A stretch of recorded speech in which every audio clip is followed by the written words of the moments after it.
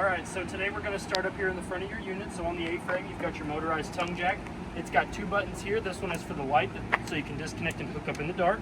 You've got your tongue jack button here that's going to go, it's going to raise the front end up, it's going to raise the front end down. Up here on the back side, you do have a little rubber stopper that if you remove that, it gets you into the manual crank spot. So if for whatever reason the motor inside this gives out, you do have a way to raise and lower your tongue jack manually with the included tongue jack crank handle that's inside the front compartment. So if we come down here below, we do have your 7-way, which is going to connect to the truck, and that's going to provide you with your running lights, your turn signals, your brake lights, and it's also going to charge your battery while it is plugged in. Down here on either side, you do have your tow chains. So these are going to connect by the receiver on your truck, going to give you a secure connection between the camper and your truck. And then you have your emergency breakaway cable here. What this is going to do is it's going to connect to the same spot on your vehicle where your tow chains do. And this, for whatever reason, if this comes disconnected from your truck, this is going to pull your emergency brakes. It's going to lock them up so it doesn't go rolling back down the highway, okay? Back behind that, you do have your two 30-pound propane cylinders. They are kept underneath this cover here. You can access them by either removing the cover or lifting up this lid here. They are fed in the unit with an auto change regulator. So this dial here has an arrow on it for your convenience to let you know what tank you're currently drawing gas from. And it does have a little dial on the front that when you turn your tank on, it'll go from red, showing that there's no gas, to green, showing that there is gas going into the unit. When your tank gets empty, you can turn the dial to the opposite tank, open that tank, and you can remove the empty tank and go have it refilled or replaced. If you do remove the cover, you do want to make sure when you put it back on that the two locking bolts here are as close to the unit as possible. That way the wind doesn't pick this cover, the lid off of the cover, and take it off down the road, okay? Behind that is a dual battery box. There is currently only one battery in it, but it does have room for two. So if you do want to daisy chain those together for the inverter, you can do that. And there are wires inside the bag, inside the compartment door here for you to daisy chain those two batteries together.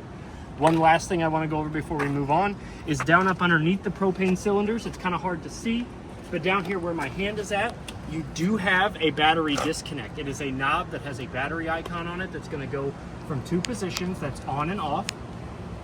Up is in the on position, sideways is in the off position. What this does is this cuts the juice from the battery to the unit. So if you're ever going to store this thing for extended periods of time, it is in best practice to go ahead and turn that off. That way your unit doesn't drain your battery when it's just sitting there, okay? That'll cut the juice to everything, your refrigerator, all that good stuff. So you don't have to worry about it draining when you're not using your unit. So we're going to come over here to the side. We've got some important stickers here on the side. So you've got your manufacturing sticker that's going to give you the date it was made. It's going to give you who made it, the tire size, the rim size, the kilograms in weight, and the gross weight for each axle, okay? Down below that, you do have your tire and loading information. That's going to give you the proper cold pressure that your tire should be at and the wheel size for those, okay? Down below that, you do have your lug pattern sticker. That's going to show you, depending on how many lugs you have on your tire, what the appropriate pattern is. And it should say how many foot-pounds, but that's going to be 100 because there's two other stickers on the side there.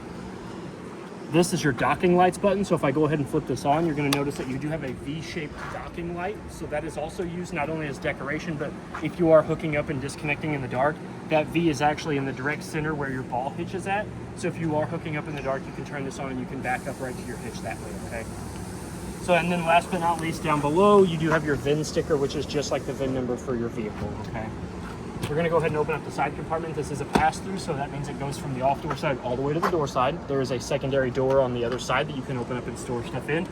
You do have a bag here that's got all of your essential hardware. You've got an extra TV mount, a freshwater filter, so if the source that you're staying at you're kind of shady about, you can hook that directly to the hose, and you can put that directly into your unit, okay? That's gonna filter out that water from its source. Over there, you can see that those are the boxes for your outside grill. That one is just the cardboard box in case that you do want to store it up, so that way you don't have to worry about it getting dinged or damaged. I left a box in there for you. And then that unclosed box there, that's your Suburban cast iron griddle top. I didn't put that on there because I wanted to be able to show you how your outside grill works, but just know that there is a griddle top in there, a big flat top that you can use on your outside grill, okay? And then last but not least, there is a manual push button light over on this side. So that way you can kind of see what you're doing when you're storing stuff and removing stuff in the dark. Beside that, you do have your fresh tank fill spout here. So if you remove that, it is gravity fed, so there is no threads. You just fit your hose and regulator into that. And I always recommend a regulator for any of your water features on your unit because it keeps the PSI anywhere between 40 and 50. and anything higher than that, and you do run the risk of the crimp rings and the hose clamps coming disconnected and making a wet mess, okay? So it's always good practice to have a regulator on there. Down below here is your fresh tank drain, so if we come down here, you'll notice that you do have a 1.5-inch drain valve there, so you can, this will be in the closed position, and then you can pull it to open it, and it does drain rather fast. So when you're ready to leave for the, you know, you're packing up on a Sunday night or Sunday morning, you're getting ready to go home, go ahead and pull that, and you'll drain your fresh tank, because you never want to travel down the road with a full fresh tank. Okay? So next we've got your 2 tires. You have a dual axle. Your sticker is here. They have been torqued to 100 foot-pounds. The lugs have, and the PSI is checked, and it's sitting anywhere between, I think, 78 and 80. We open this up. You do have a storage area here in the slide. That's actually underneath the couch. We'll come back here to the back. Back behind the tires is your sewer outlet connection. So we look down here, so you're going to hook your sewer hose here, the other end of the proper dump station. You're going to start off by pulling your black tank. So that's going to drain out your toilet, your bio waste, all that yucky stuff, all right? Then you're going to let that kind of empty out a little bit. Then you're going to go ahead and pull your gray valve. Your gray valve is your kitchen sink, your bathroom sink, and your shower. So the reason why we always tell people to do black first is so that way the gray can help wash that stuff out, not only from this, but also from your sewer hose, so your sewer hose doesn't smell like poop. And then when you're not doing anything with it, you can go ahead and put this cap back on. You do have a door here in the back, because your back bunks do fold up, so you can get access to some storage, so you can actually open that up. You can put some totes underneath there.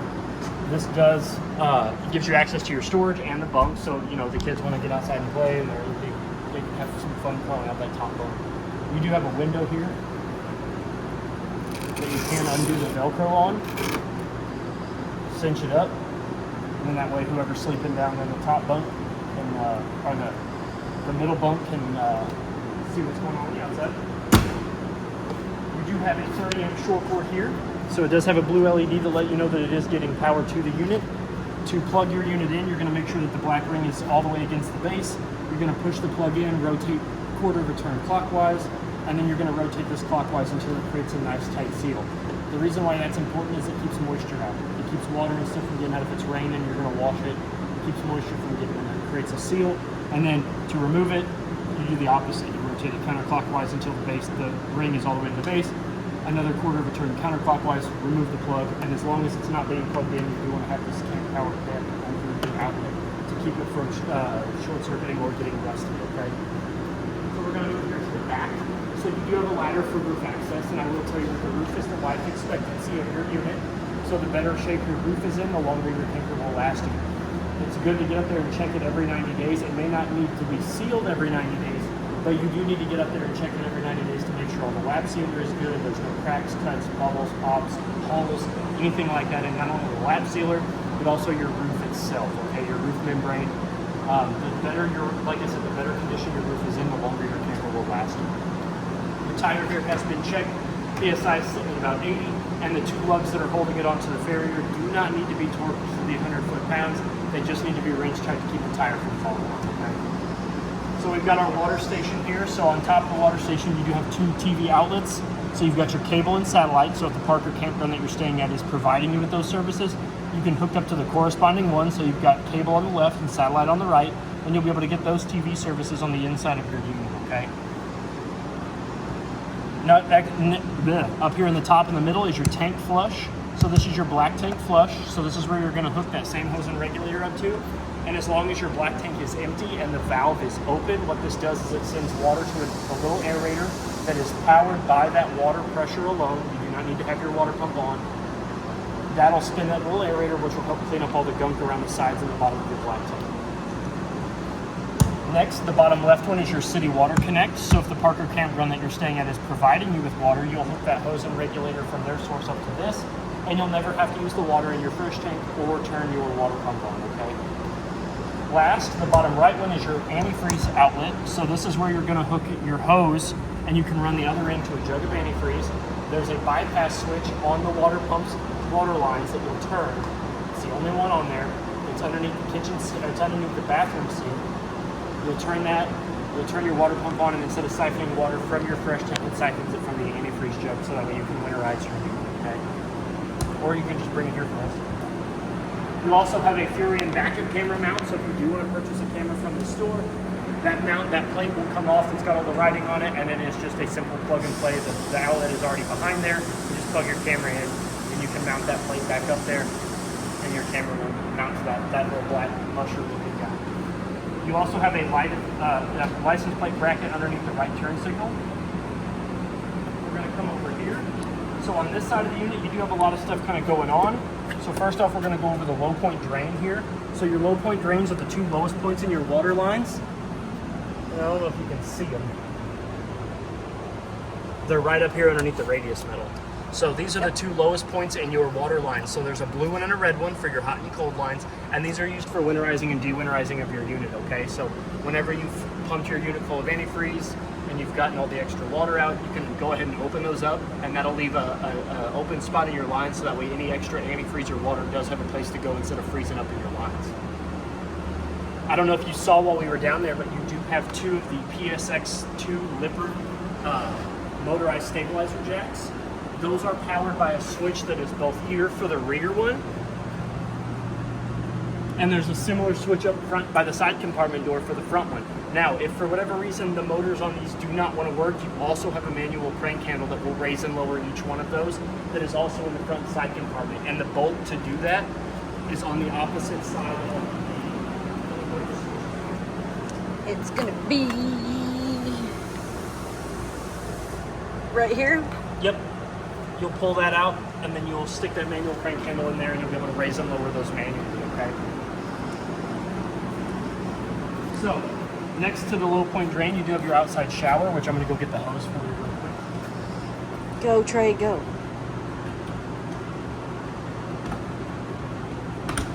So your outside sprayer slash shower does have two teeth on the inside of the plug there. I don't know if you can see those. Those will fit into the two grooves that are inside the outlet. You'll rotate it a quarter of a turn clockwise, and you'll be able to turn your hose on and off. Now the pump is off, so there's no water coming out, but you do have hot on the left and cold on the right.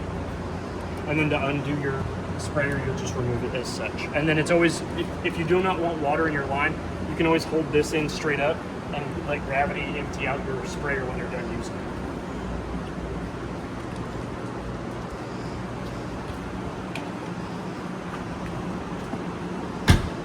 Next to your outside shower slash sprayer is your outside grill. So this is a propane powered grill, so if you can see it's got two levers in both places. It's got one up here to let the gas flow up to the grill, and then it's actually got one down here, which is where we're going to start. So this is your LP quick connect hose. So what you're going to do is you're going to take your male end hose, you're going to push back on the black ring, exposing the ball bearings. You're going to take your male end, you're going to push that in. Once the ball bearings all come out, you're going to let this go. You're going to push in. That's going to become flush. You see how that's flush? You're going to give that a gentle tug just to make sure it's locked into place. And then to start the gas flow from the box to the hose, you're going to open this valve here.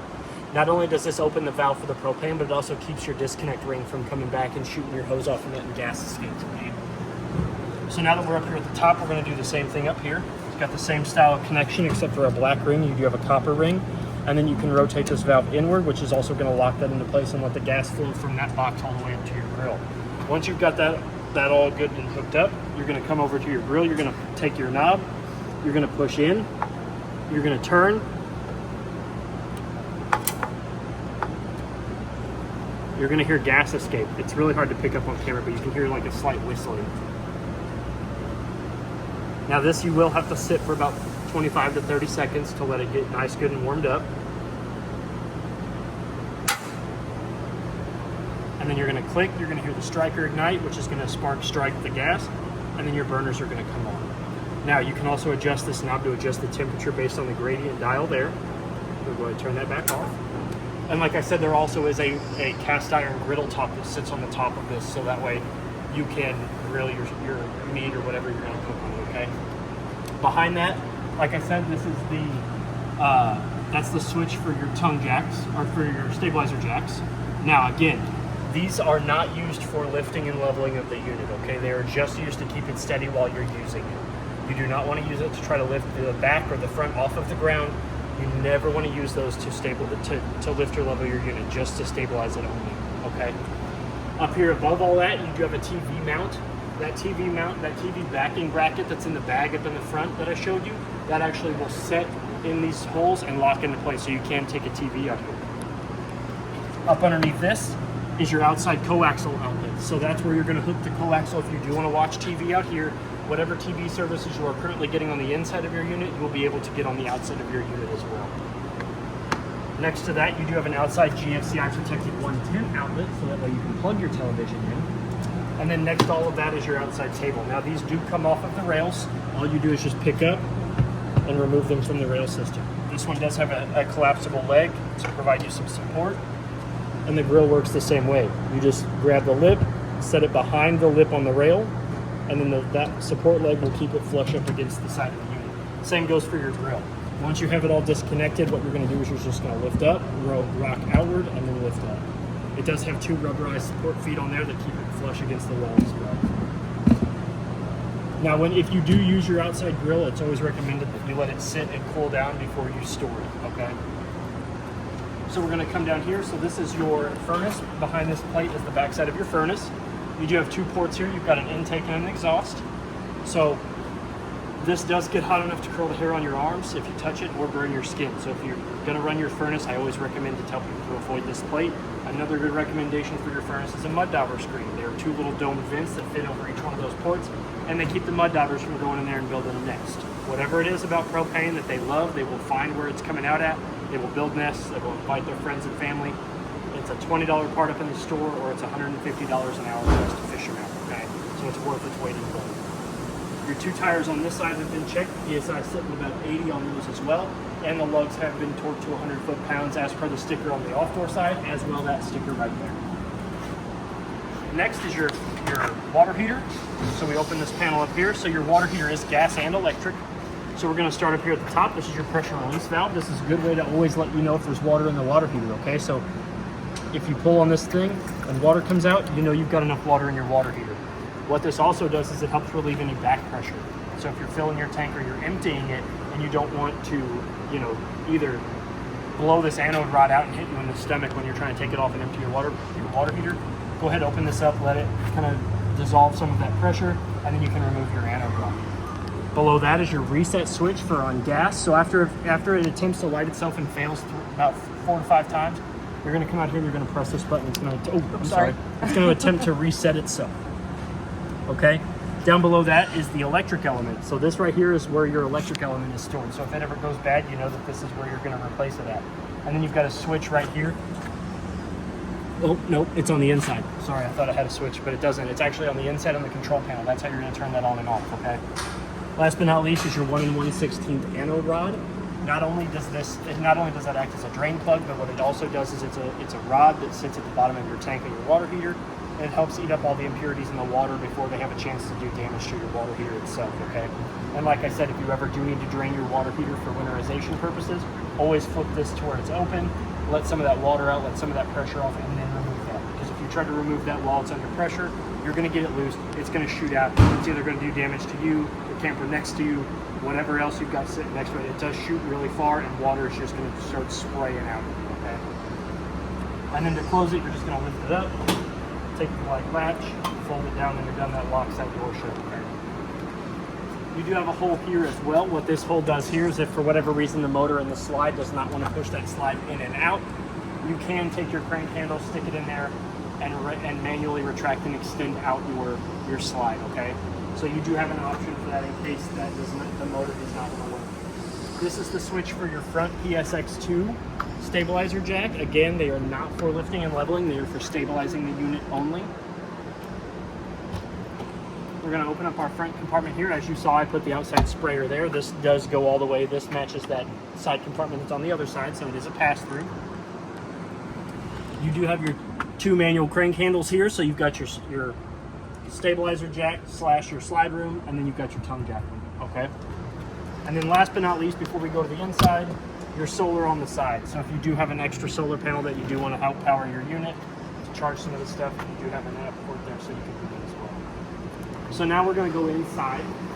So we're going to start here. So this is what your stairs and your door should look like when you're ready to travel down the road. So first off, we're going to lift up on the handle. We're going to swing it outward. It's going to lock into place. We're going to open up the door. We're going to open the door all the way up. It's very important that you open the door all the way up before you lower the stairs, because these two guys here will do damage to the door on this side if you don't open the door all the way up. Now, you can grab the hold of the handle here. I like to grab it up at the top because I'm a little taller. But I'm going to lower the stairs down. And then the first thing we want to look at is to make sure that this black plate here is flush with the silver threshold, okay? And if for whatever reason it is not, we're going to come down here to the bottom of the stairs, and we're going to click these two silver tabs in, and we're going to push these feet up, okay? We're going to lock those feet into place to make sure that that black plate is flush with the silver threshold. They'll have 15 to 18 points of articulation as well. So that way, no matter what the incline of your stairs is at, you can always get these feet to sit at the right height, okay?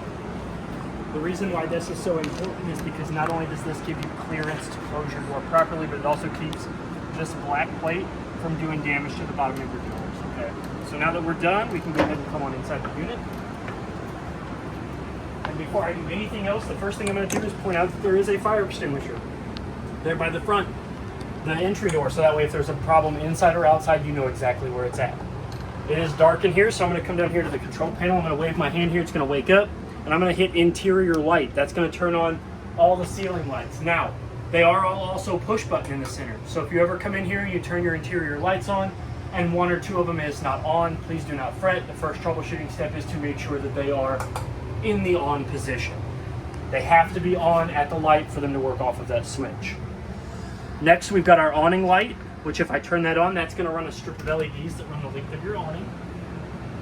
While we're on this subject of an awning, I'm going to go ahead and run it out with these buttons here. So you've got extend and retract. So I'm going to hold the extend. That's going to bring the awning out. I might not be able to get it out all the way, but I'm going to go as far out That's as far as you can go. All right. So your awning is one of the most expensive repairs on your unit. So if you're going to step away from your camper for more than 5 minutes, it's very imperative that you bring this in, because a stiff breeze, a loose twig, a loose branch, they can all do damage to your canvas or your arms themselves, and that's a very expensive repair. So if you're going to step away from your camper, please bring your awning in, okay? The next thing I'm going to go over is the two bottom arms of the lateral arms on your awning arms themselves, the two bottom arms. The ones that say Solera and have that sticker on them. You can actually, once the awning is all the way out, you can actually manipulate those. You can bring them, you can pull on them down, and whatever side you pull down on will actually lower the pitch on the awning itself. So if there's rain or sun coming in from this side and you don't want to hit it underneath your awning, you bring that side down. Same goes for the back side. And if you bring them both down, if the rain or the sun is coming in at the door, you can bring them both down and bring the whole awning down, so that way it kind of helps keep the rain and the sun out of your face while you're sitting underneath the awning, okay? But like I said, it's very important that you bring your awning in. And when you are bringing your awning in, you do want to make sure you are using the retract button, because if you hold the extend button, when your awning goes all the way out, there's a skirt that will hang down from the bottom of the tube. You want to make sure that that skirt is straight up and down when you stop. It doesn't have to be perfect, but you do want to make sure that it is hanging straight up and down. Because if you hold the extend button, your awning will go out and then it will roll back up underneath. You always want to make sure that your awning canvas is coming out at the top of the tube, never at the bottom. And then, like I said, to do that, you do need to make sure that you are using the retract button. And it does go in rather quickly, so you don't have to worry about it taking forever. If you guys are like going to the lake and your awning's out, you're like, oh, I don't have time to roll it in. Trust me, you'll make time to roll it in. Sure. It's a very expensive repair. So now that we went over the awning, we can go over all the rest of your features. So we went over your awning lights. Your step light here, if I turn that on, that's going to turn on that little light that's outside by your steps, so that way if you're out in the dark, you can actually see your steps better when you're getting in and out of the camper at the night. You also have your bedroom light, which not only does it have a switch here, but it also has a switch in the bedroom that I will show you when we get to it. And when they're on, they all turn a dark blue, and when they are off, they are a white color, okay? So the last button here on the side is your connect button, so you can actually connect your phone to Bluetooth to this WeRV system. You can download the app and you can connect your phone to Bluetooth, so that way if you are outside and you do want to turn your lights on the inside, you can do that. You can turn your water pumps on, your water heater on, all that stuff from the app connected to Bluetooth through this WeRV system. The row of buttons out here under the bottom is your water heater on gas. As you can see, it does have a little flame icon. If you do want to turn your water heater on gas, you'll flip this. It'll turn on, a little DSI fault light will come on after about 30 seconds. It will then go off and attempt to light itself on gas. You'll hear a couple clicks, and you'll hear a whoosh as that pilot light does light, and it starts to light your water heater on gas. You also have your electric button here, which will do the same except for using your electric heater, so you won't hear a whoosh. It'll just turn on. They will turn this dark blue that the top 4 lights are, okay? The next one over here, this little water pump button, that's going to turn your water pump on and off. That's going to, once you turn it on, depending on whether or not you have it sunk into an antifreeze jug or wanting to siphon from the fresh tank, you touch that, it'll turn dark blue, and then it will start to siphon from whatever you have the bypass set to, okay? Last but not least is your tank heater button. So your tanks have heating pads underneath them. Now, this is not an alternative to a water heater. All this does is it keeps your holding tanks from getting below freezing. It's not going to warm your water up for you. It's not going to get it tepid. It's not going to get it even warm. It's just going to keep it above freezing, okay? So if you do use this thing in the wintertime, that's a very handy thing to have. We went over your awning, and then this is your slide button here. So this button, the top button brings your dinette seating inward, and the out pushes it outward. And like I said, the little hole there in the radius metal, if for whatever reason this does not work, will allow you to retract and extend out your slide manually, okay? Now that we're done with the buttons, we're gonna go up here at the top. You've got your fresh tank reading here, which is gonna read off of the 1/3, 2/3 full empty. Your black tank is your toilet, and then your gray tank is not only your kitchen sink, but your bathroom sink and your shower as well. They're all gonna be illuminated all at the same time, so you never have to worry about holding any buttons. You just wave in front of this little HAL 9000 eyeball here, and it'll wake it up. And then you've also got your battery level over here. Now, as long as the unit is plugged into the 30 amp short cord, it will read full, and it will read fully charged. If you do want an accurate battery reading at the control panel, you do need to unplug it, okay? Next to that is your 30 amp solar controller control panel. That's going to give you 3 very important pieces of information. It's going to give you what the battery is putting out at the converter, what the temperature of the solar panels on the roof are, and what the solar panels are putting back into the battery, okay? And then you can cycle through all of those. You do have a GFCI protected 110 outlet here on the wall as well. And then next to that is your 2 pull-out drawers. So if you do want to store like outdoor stuff out here, like your little doggy bags, your leash, and stuff like that, you do have access to do that. Your water heater is actually in behind this bottom door too. So if you do need to get to that for whatever reason from the inside, you can remove that bottom drawer and you can get to your water heater that way. Next to the wall here is your power station. So you click that button, you can pull this up. Not only do you have 2 GFCI protected 110 outlets, but you also have a USB and USB-C outlet there as well. So you can charge your phone or whatever else you're doing while you're doing dishes or cooking or whatever. And then to get it down, push in the red tab, that will fall into place. And then once it is up, that's how you activate it. You can push it down, and it's also got a wireless charging port on it too. So if your phone is compatible with that, you can set your phone there and it will charge it wirelessly for you. So we're going to make our way into the kitchen. So your windows here are privacy windows. So in order to open them up, you just rotate this dial. That's going to tilt your windows out at the bottom. They do not open up all the way. They just open up about to there. Same goes for the other window over here. And if you do ever need to remove the screens, you just grab a hold of these plastic rectangles, pull them outward, and they're just kept in with little metal clips, okay? So your window mini blinds here in the kitchen are just your standard in-home mini blinds. It's always good practice if you are traveling to either have them all the way up or to have them down and locked into the wall with these 2 little brackets. There's one on either side of the window. You never want to have them down and loose when you're traveling because they could rattle, they could break, they could do damage. And if you're like me, you know how easy those are can be to get damaged. You also have your rod here to change the pitch in the windows, as well as the 2 strings here to raise and lower them. Up above that is your Connex TV / built-in stereo system. So not only is this your TV, but it's also your radio and stereo. So you do have 2 different remotes that are inside your owner's packet. One is a longer remote that not only controls the TV, but also controls your stereo. You also have a shorter remote, which is just for the TV. So you do have 2 TV remotes, one to control not only the television, but the stereo itself, and another one to just control the TV, okay? To navigate to your controls on your television, you do want to go into input, and you'll see ETF -BT. That is going to be the input that you need to select in order to access your radio. Once you select that input source, it's going to bring up your seek, like your tuning option for your radio, like your dial in the car. When you would change the dial, it would go from station to station. You're going to see that come across your TV, and then you know you're at your radio.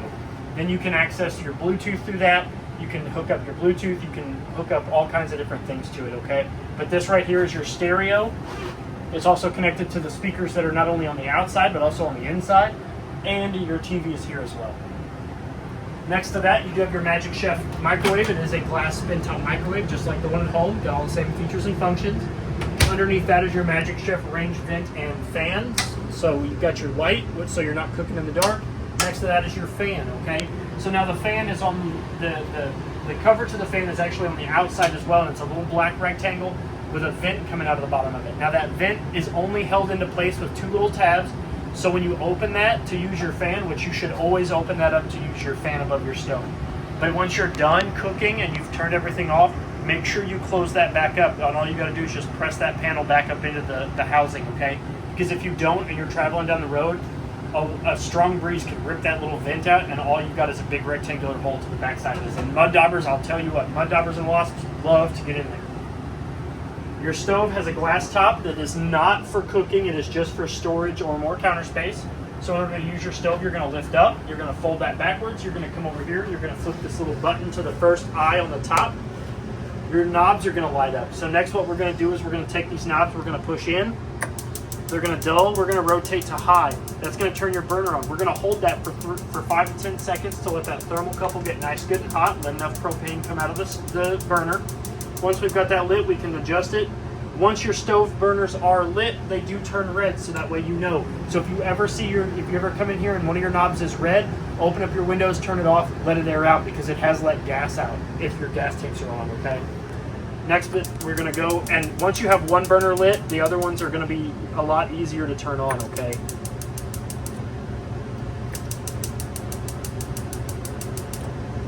And then once you're done, you wanna rotate them all the way back until they're blue again.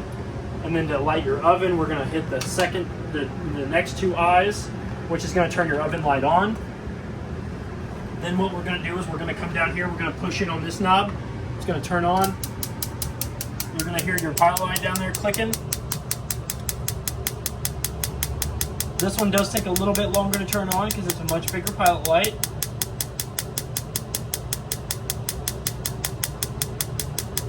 You can see that it's, there it goes. So now we're gonna hold that for another 10 seconds, let it get nice, good, and hot. Once we think we've got enough propane coming out of the pilot light, we can let go. And as you can see, it died. So what we're gonna do is we're gonna turn the knob completely off, rotate it back onward, it's gonna come on.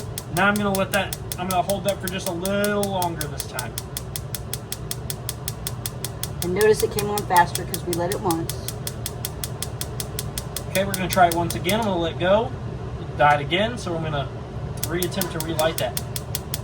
So in case you're lighting your pilot light in your oven, you do want to hold it for a little bit longer than you do the burners on your stovetop, okay?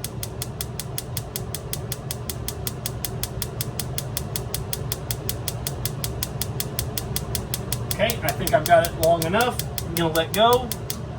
We're gonna adjust the temperature. You're gonna watch that runner underneath light up like the catwalk, okay? Woo! That's gonna get nice, good, and hot. I'm gonna go ahead and turn it off now. I'm gonna go ahead and turn off the light. And then if you do use your oven or your stovetop for prolonged periods of time, like to actually cook, it's best practice I always like to leave my oven a little open to kind of let some of that excess heat get out before you close the door, let some of the extra fumes get out. And like I said, if you've used this for prolonged periods of time, let it cool down before you lower this back down. This is tempered glass, but if it does get hot enough, it will shatter, okay? Next is your sink. You've got a nice big stainless steel basin sink with 2 foldable drying racks. Nice big stopper, just like the one at home. To draw water, you're gonna go all the way up for hot. So all the way up for hot, all the way towards you for cold, and then to draw water, you pull outward, and that's gonna let water flow out of this, okay? Next is your cabinet space here. So you do have a fold-out table. So in order to fold that out, you just lift up on it. It's gonna lock into place. And then to unlock it so you can put it back down. Oh, this is the one that you just pick up on. Pick up, push these back in, and your table will fold back down. And that does need to be down for travel, yes, correct? and it does. You do need to make sure it is locked, because so you can just let it sit, but if you push in on it, you'll hear it click, and then it's actually locked into place now. You do have a little Utensil or sponge drawer for like Scrubbies. Scrubbies. You have keys in there as well. Down here is the instructions for your slide topper that was put on for you. And then another drawer down here. The front side of your furnace is there, so a lot of your heat's going to come out from underneath the stove. Your Magic Chef dual swing refrigerator. So if you're over here cooking and you need to get into it, you can get into it this way. Temperature dials up here at the top. You've got plus to increase, minus to decrease. It is a 12-volt fridge, so in case you ever need to have it replaced or worked on, this silver sticker here is a must because that's going to have all of your the information that you're going to need, as well as the serial number for the refrigerators right there. Your freezer opens up, pushing in the paddle, opening it up. It only opens one way. Yes. Because opening from the bottom would be weird. Now, if you're in the bathroom, say you had a bunch of beans, you're like, man, I need something to drink after that, you can open it up from this direction. Now, the best part about the Magic Chef ones compared to all the other dual open ones is you can only open it from one side or the other. Most of them you can actually open up and take the whole door off. This one actually keeps you from opening the door and pulling it off. So you can only open it up from one side or the other. We speak from experience. Yes. So now we're going to come into the bathroom. So behind the wall here, you have two light switches. One for the ceiling lights, and one for down to my feet. I'm a dummy. One down there by my feet. So that way, like, you come in here at night and somebody's trying to sleep, you don't have to worry about waking somebody up by blinding them. You do have cabinet storage behind the toilet, as well as your Dometic 2-portion valve toilet. So if we open the lid up, it is ceramic. So you open it up, you put your foot barely down on it, water's going to come out of the holes there, and then when you floor it, it's going to open up your black tank valve and drain all that stuff into the black tank for you, okay? Your shower does have a travel lock, which again, anything that does have a travel lock on it does need to be secured for travel, okay? So we're going to open that up. Your two shower doors we're going to open in the middle. Going to open you up to your big shower with a skylight so you can shower in the beauty of nature. You've got a little rack there so you can store your scrubbies, your stopper, all that stuff. Your shower controls are hot on the left and cold on the right, as well as you do have a shower miser built in. So what that shower miser does is when it's in the top position, when this little handle's in the top position, it does allow water to go through and come out at the shower head. When it's in the middle position, that's actually going to shut your water off so you don't get a water flow. And then if you bring it down, what that does is that recycles your water. So if say you're boondocking it and you don't have access to get your water filled up, but you do want to take a nice hot shower, you flip that to the down position, you turn your hot water on, and what that does is instead of wasting your water, it actually rotates it and goes back down into your fresh tank instead of dropping it down into your gray tank. And this piece of plastic here is actually color changing based on temperature, and once it gets hot enough, this will turn to a much lighter blue color, and you can actually flip that to shower, and that way you can conserve your water, so that way you're not wasting your water while you're waiting for it to get hot. And then up here at the top, you do have a button here that's going to shut off the flow of water at your shower head. So if you're waiting for your water to get hot, and then you use your shower miser, and then you're done, but somebody else that's with you wants to take a shower, you can turn the water off here, and then you can get out, and then they can get in, and they can turn the flow of water back on. But like I said, when you're in travel, you do want to make sure that anything and everything with a travel lock is secured for travel, okay? Because this could do damage to itself if you do not lock it for travel, okay? Up above the sink, you have a medicine cabinet. That is shatterproof glass, so if it does break, it's not going to explode into a million little pieces.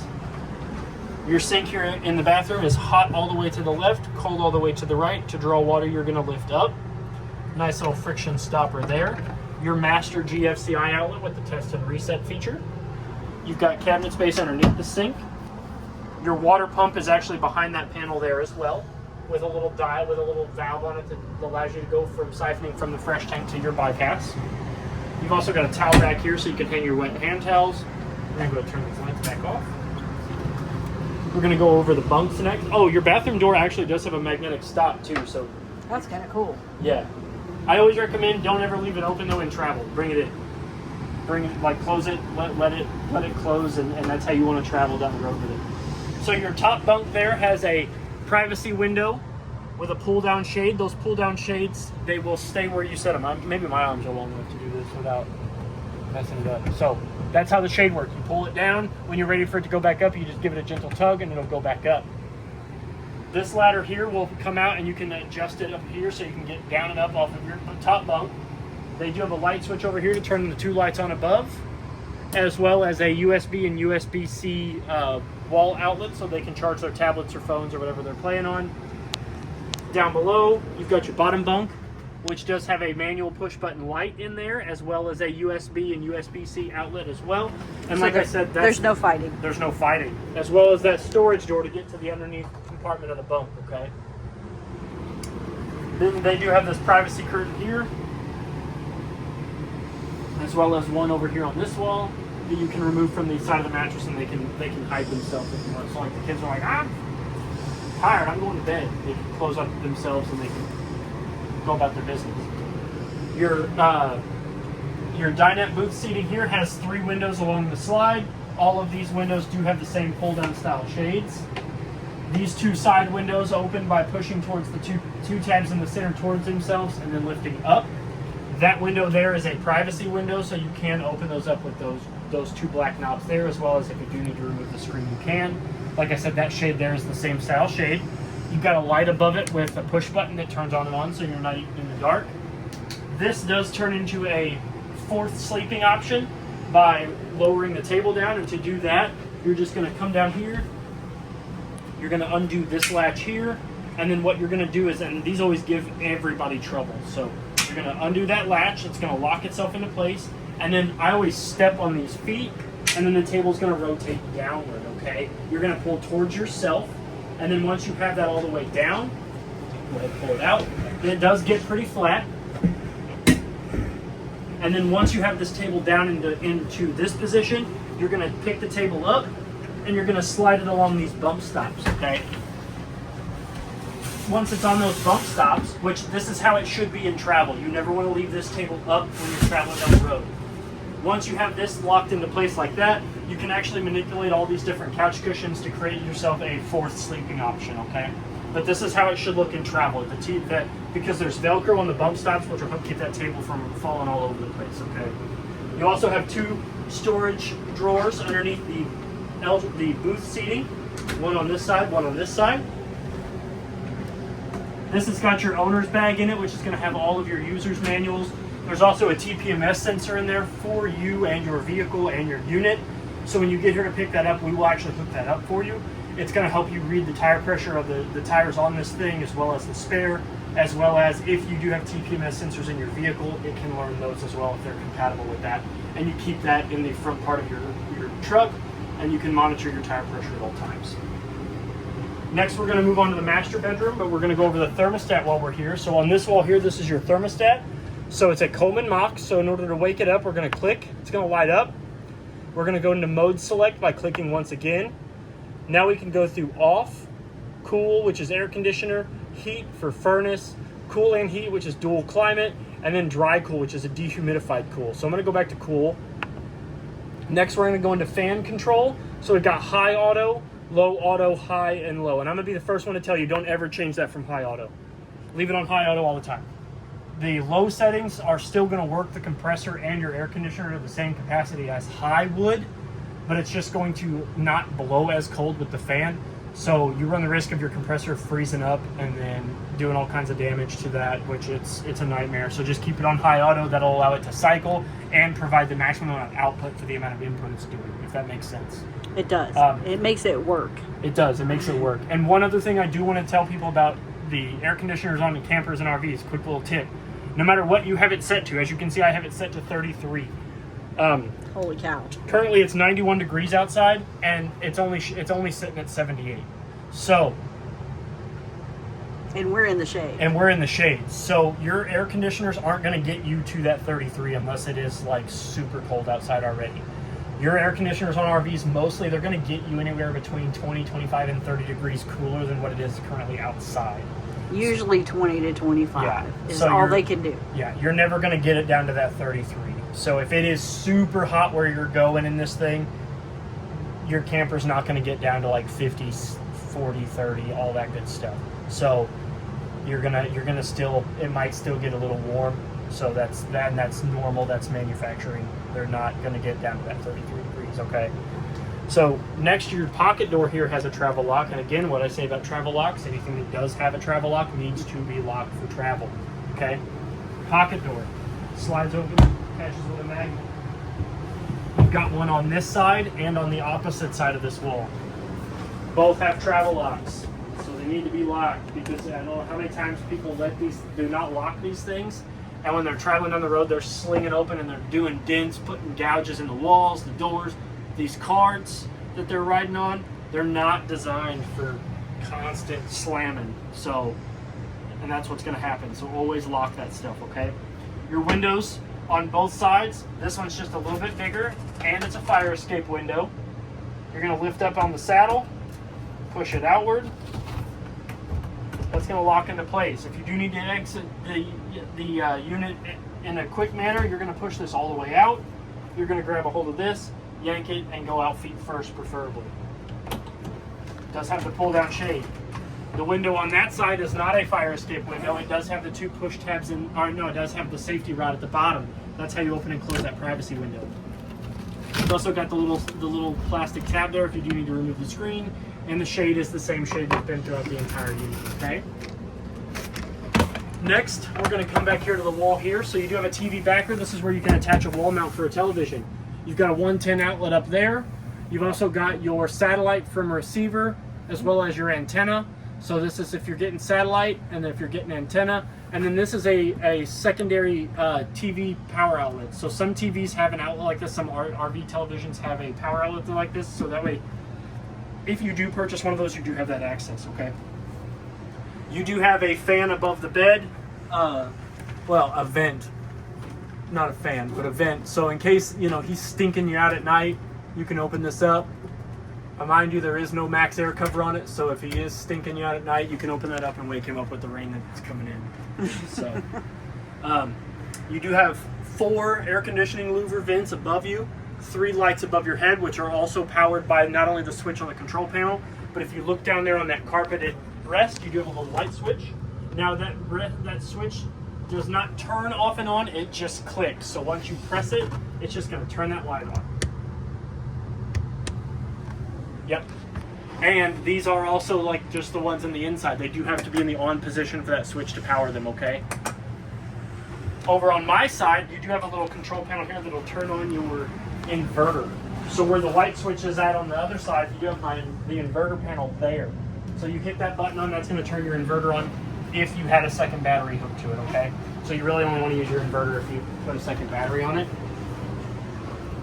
On either side of the bed, you do have a pull-out drawer at the bottom for your snacks. You also have a closet door that does have a clothes-hanging rack. Up above, there is one single large compartment with 4 individual doors, so you can store big things up here, like blankets, pillows. Lots of throw pillows. Lots of throw pillows. Trey's excited because he loves throw I hate pillows. them. Behind the closets, you do have shelving on either side, as well as a USB-C and USB and a 110 outlet. So that way, if you do have a CPAP machine, you do not have to have it stored somewhere else. You can just store it neatly back here, as well as your phone chargers, your alarm clocks, and all that good stuff, okay? You do have a window back here that does have the same style of shade.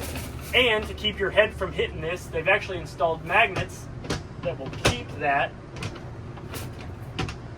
I just didn't have it pulled down far enough. Up against the wall, so that way that doesn't hit you in the head while you're sleeping. That's pretty cool. And then to get that back up, you just give it a gentle tug, and up it goes. On either side of the top of the bed, though, you do have these 2 little lights, one on each side. So if you're trying to read, you can shine that down. And fun fact, at the top there, they also have another USB port. So if for some reason you've used both of your 110s, both of your USB and USB-Cs, you actually have a You can plug in everything. Everything. And then underneath the bed, I grab a hold of the bottom of the mattress, lift up. I have a little cubby space there for some more storage. I love that it has a handle too. Yes. And then underneath that, oh no, not on this side. There's your yeah, heater over vent. here. Over here. there's a drawer. Oh, cool. And I think there's one on that side too. There is. Yep. And your heater vent is right there. Yes. One quick fact about your heater. Heating, like your furnace vents are always going to be coming out of the bottom, and your air conditioner vents are always going to come out of the top. Okay? Last but not least, we're going to go over the air conditioner itself. The cleaner that these filters are, the better your air conditioner will work. And you saw how easy that was to remove.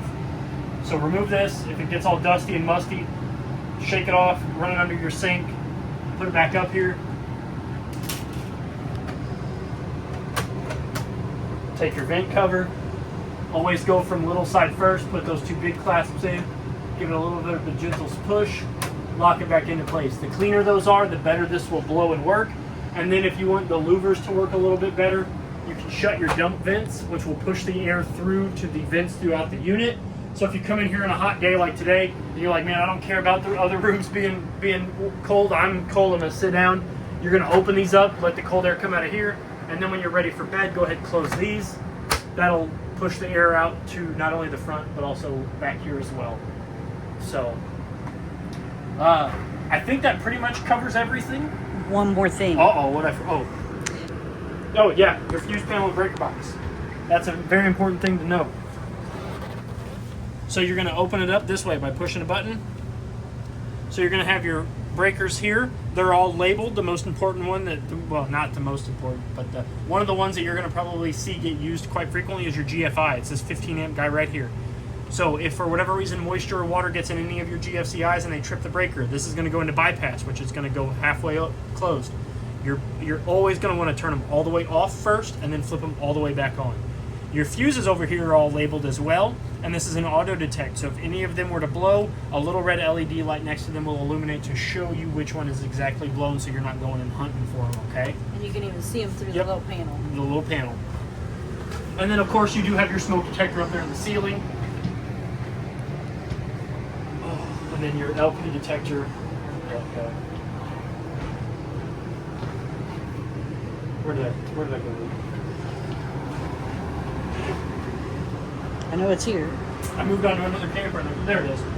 I know it was over here by the master bedroom somewhere. Right here. Yep. And then there's your LP detector right there. So you have all three safety features.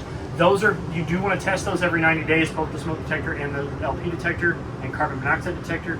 But I always recommend test them every weekend. Every time you're going to use this thing. When you're stocking up to leave, you're putting your groceries, you're putting away stuff, come in here, hit those buttons, test them. They're going to save your life. That's what they're designed to do. Okay?